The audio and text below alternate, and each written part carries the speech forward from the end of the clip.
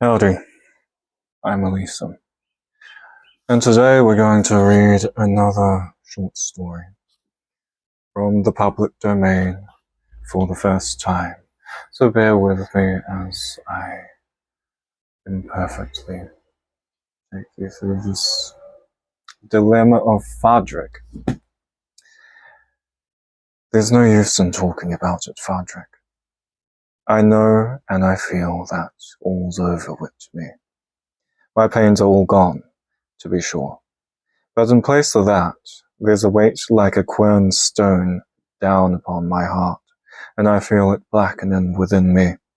All I have to say is, think of your own Moria when she's gone, and be kind to poor Patsy. Darling, don't talk that way.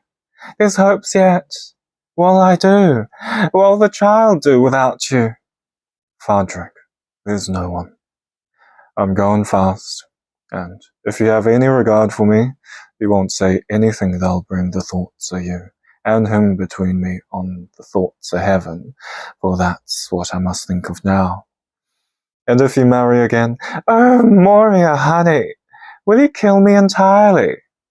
Is it I'll marry again? If it be a thing you should marry again, Moria resumed, without taking any notice of her husband's interruption. You'll bear in mind that the best mother that ever walked the ground will love her own above another's. It stands with reason and nature. The gander abroad will pull a strange gosling out of his own flock, and you know yourself. We could never get the bracket in to sit upon Nellie O'Leary's chickens. Do what we could. Everything loves its own. Then, Phadrig, if you see the floury potatoes on the top of the milk, and the warm seat be the hob, and the biggest bit of meat on a Sunday going away from Patsy, you'll think of your poor Moria, and do her part by him, just quietly and softly, and without blaming the woman, for it is only what's natural, and what many a stepmother does without thinking of themselves. And above all things, Phadrig, take care to make him mind his books and his religion, to keep out of bad company, and study his reading May Daisy, and that's the way he'll be a blessing on a comfort to you in your old days, as I once thought he could be to me in mine. Here her husband renewed his promises in a tone of deep affliction. And now for yourself, Phadrig. Remember the charge that's upon you, and don't be going out venturing your life in a little canvas canoe on the bad autumn days at Ballybunion, nor with foolish boys at the Glen and Tarbert fairs. And don't be so wake-minded as to be trusting to card draws and fairy doctors and the like. For the last word the priest said to me was that you were too superstitious, and that's a great shame and a heavy sin. But to you, Phadrig dear, there's that rogue of a pig at the potatoes over. Phadrig turned out the grunting intruder, bolted the hurdle door, and returned to the bedside of his expiring helpmate. That tidy housekeeper, however, exhausted by the exertion which she had made to preserve, from the mastication of the swinach tusk, the fair produce of her husband's cornucopia of white eyes, had fallen back on the pillow and breathed her last. Great was the grief of the widowed Phadrig for her loss. Great were the lamentations of her female friends at the evening wake, and great was the jug of whiskey punch which the mourners imbibed at the mouth, in order to supply the loss of fluid which was extended from the eyes.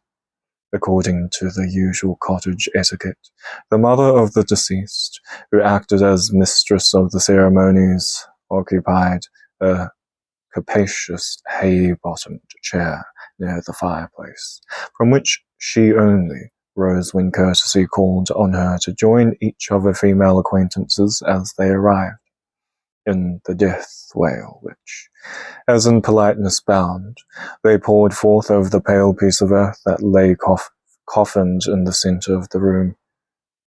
This mark of attention, however, the old lady was observed to omit with regard to one of the fair guests, a round-faced, middle-aged woman called Milly Rue, or Red Milly, probably because her head might have furnished a solution of the popular conundrum. Why is a red-haired lady like a sentinel on his post? The fair Milly, however, did not appear to resent this slight, which was occasioned, so the whisper went among the guests, by the fact that she had been an old and neglected love of the new widower. All the fiery ingredients in Milly's constitution appeared to be comprehended in her glowing ringlets, and those, report says, were as ardent in hue as their owner was calm and regulated in her temper.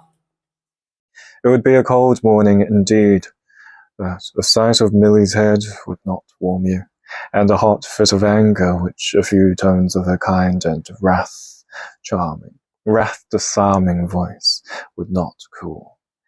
She dropped, after she had concluded her cry, a conciliating curtsy to the sullen old lady, took an unobtrusive seat at the foot of the bed, talked of the notable qualities of the deceased, and was particularly attentive to the flaxen-headed little Patsy, whom she held in her lap during the whole night, cross-examining him in his reading and multiplication, and presenting him, at parting, in token of her satisfaction at his proficiency, with a copy of The 7 Champions of Christendom, with a fine marble cover and pictures.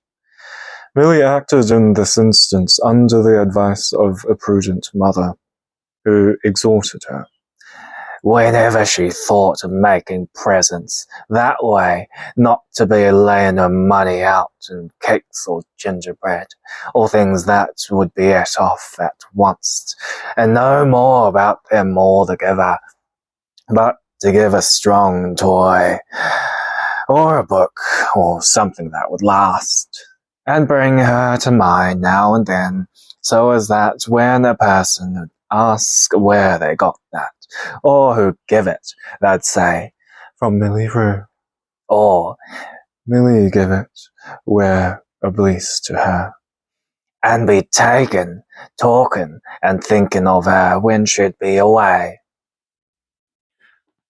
To curb in my tale, which may otherwise become restive and unimaginable, Milly's deep affliction and generous sympathy made a serious impression on the mind of the widower, who, more than all, was touched by the singularly accidental attachment which she seemed to have conceived for little Patsy.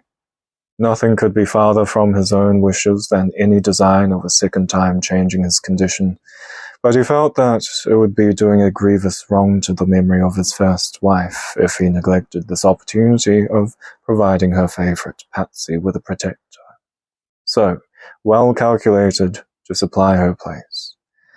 He demurred a little on the score of true love, and the violence which he was about to do to his own constant heart, but like the bluff King Henry, his conscience touched him, and the issue was that a roaring wedding shook the walls which had echoed to the wail of death within the few preceding months.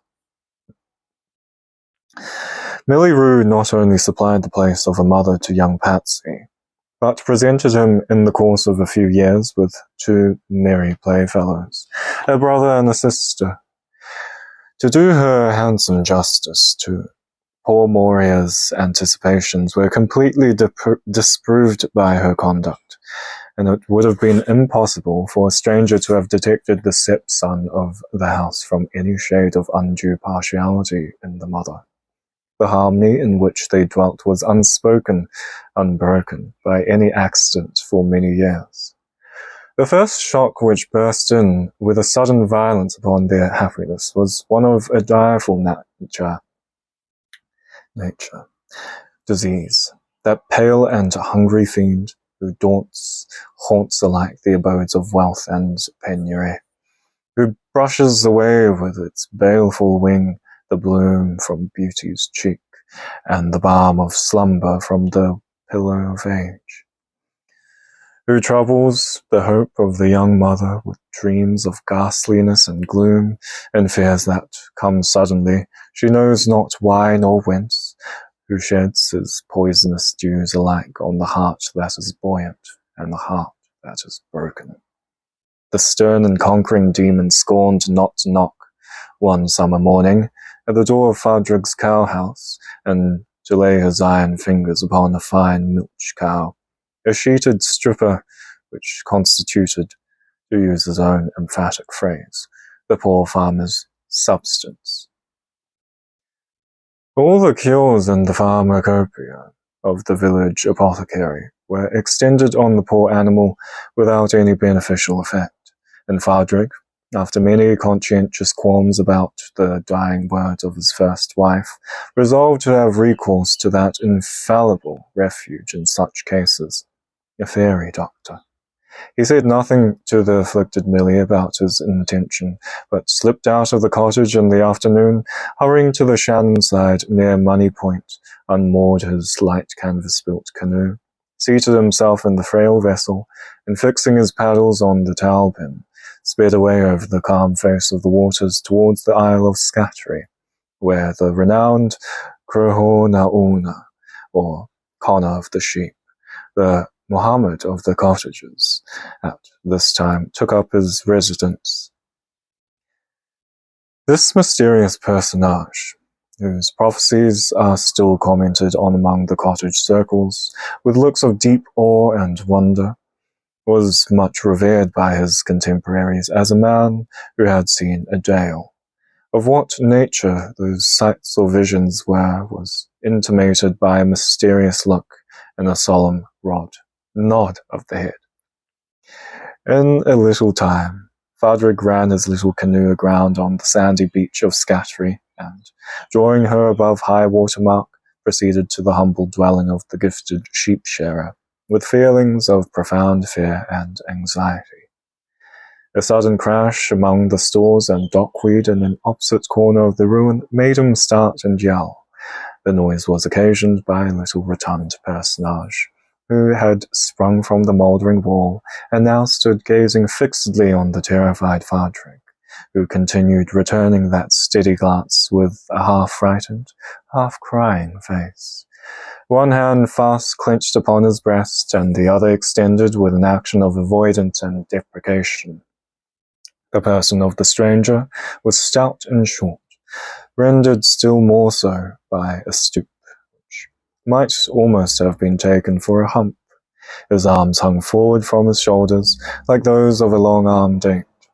His hair was grey and bushy, like that of a wanderer, and his sullen grey eye seemed to be inflamed with ill humour. His feet were bare and as broad as a camel's, and a leathern girdle buckling around his waist secured a tattered grey frieze riding coat, and held an enormous pair of shears, which might have clipped off a man's head as readily, perhaps, as a lock of wool. This last article of costume afforded a sufficient indication to Phadrig that he stood in the presence of the awful object of his search.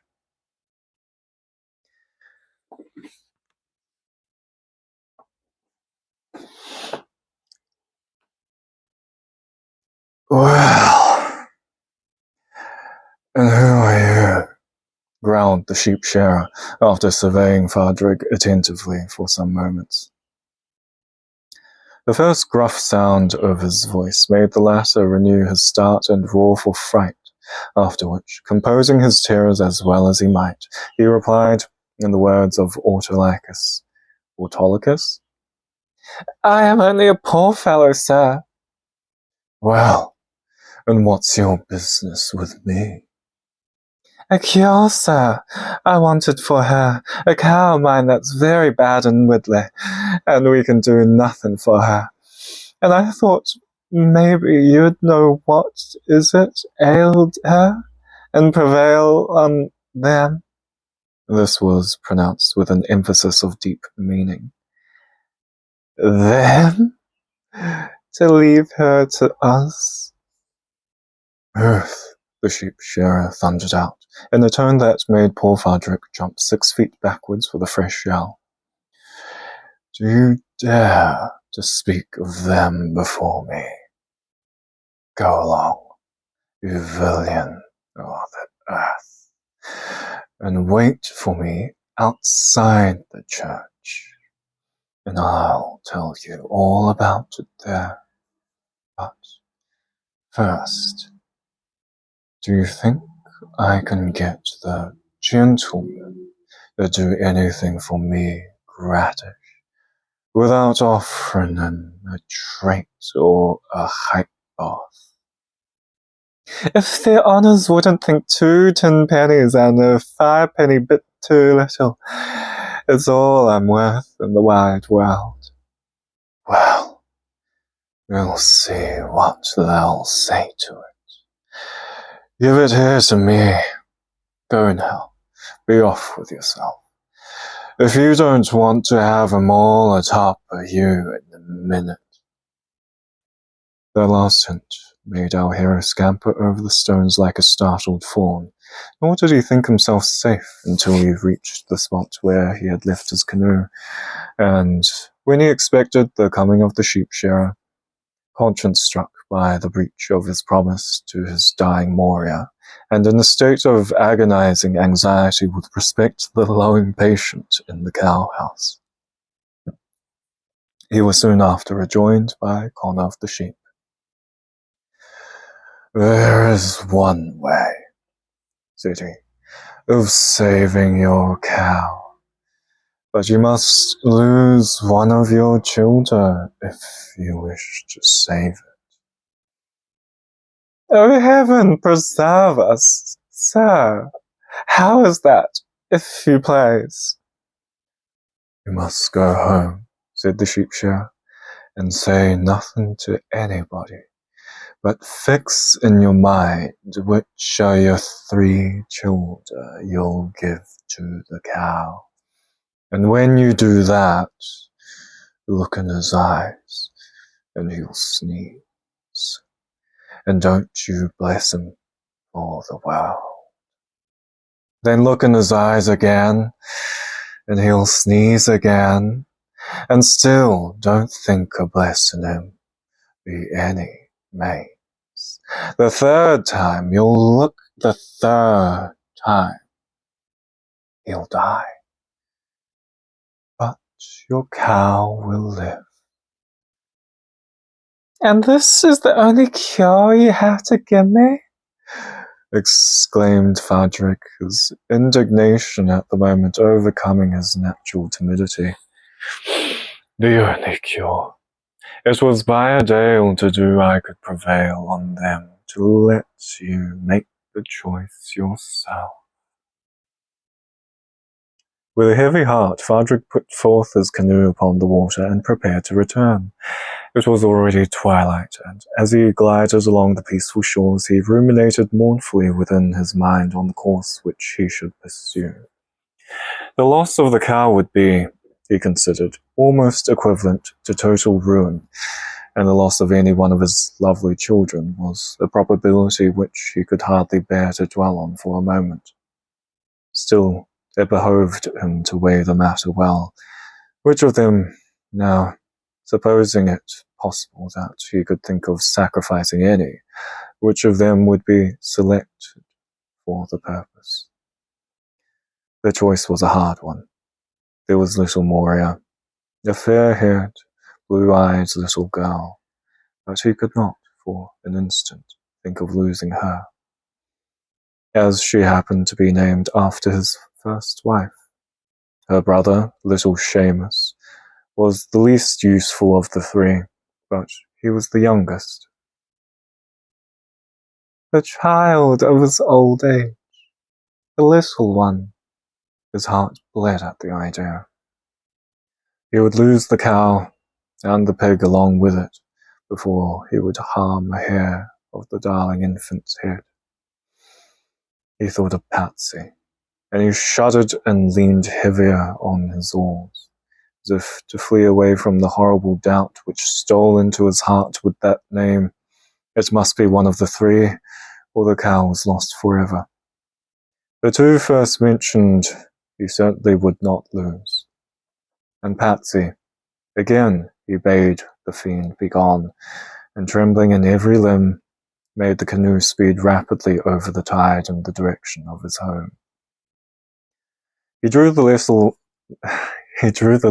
vessel ashore and proceeded towards his cabin. They had been waiting supper for him, and he learned with renewed anxiety that the object of his solicitude, the milch cow, had rather fallen away than improved in her condition during his absence. He sat down in sorrowful silence with his wife and children to their humble supper of potatoes and thick milk. He gazed intently on the features of each of the young innocents as they took their places on the Sugan chairs that flanked the wall. Little Moria and her brother Seamus looked fresh, mirthful, and blooming from their noisy play in the adjoining paddock, while their elder brother, who had spent the day at school, wore, or seemed, to the distempered mind of his father, to wear a look of sullenness and chagrin.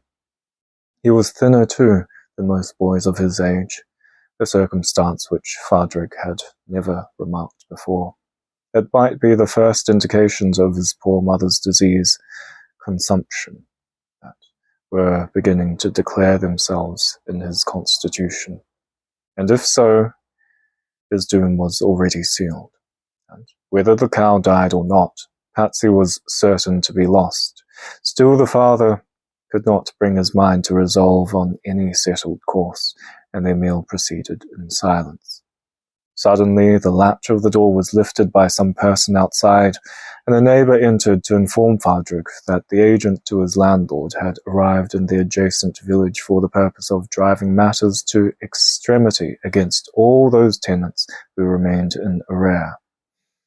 At the same moment, too, a low moan of anguish from the cow outside announced the access of a fresh paroxysm of her distemper, which it was very evident the poor animal could never come through in safety.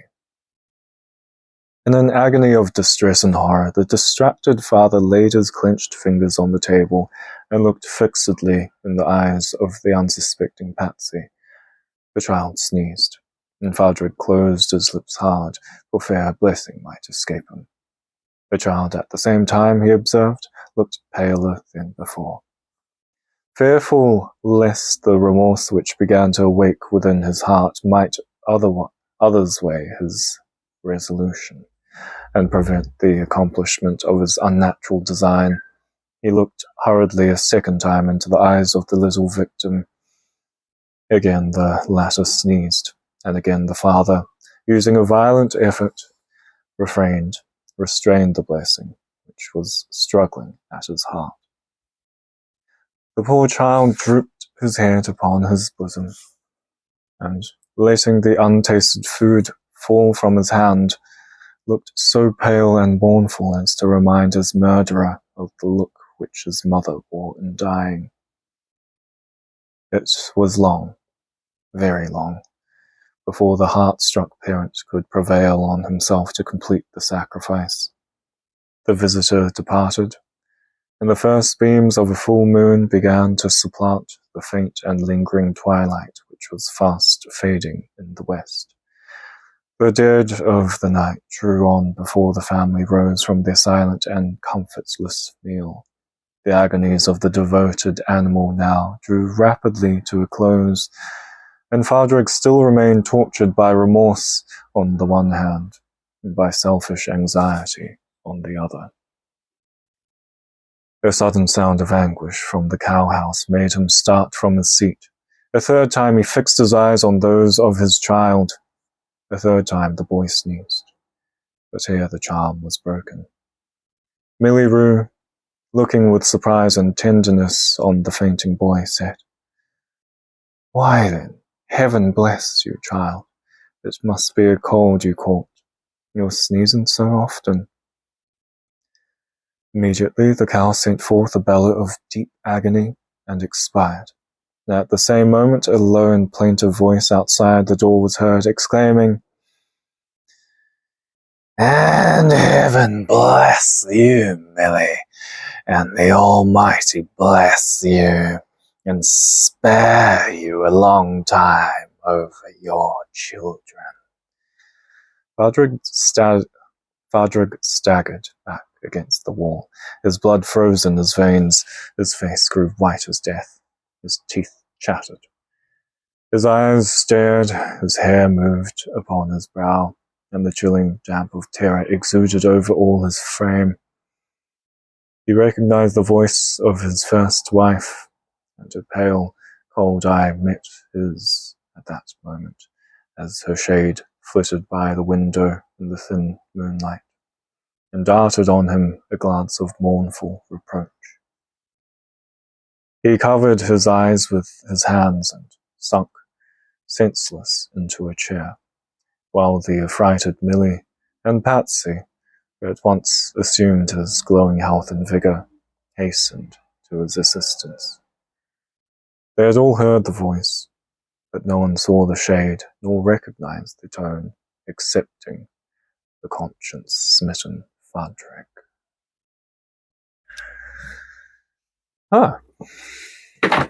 That was Phadrig's dilemma. The dilemma of Phadrig. I'm Elisa. I hope you enjoyed.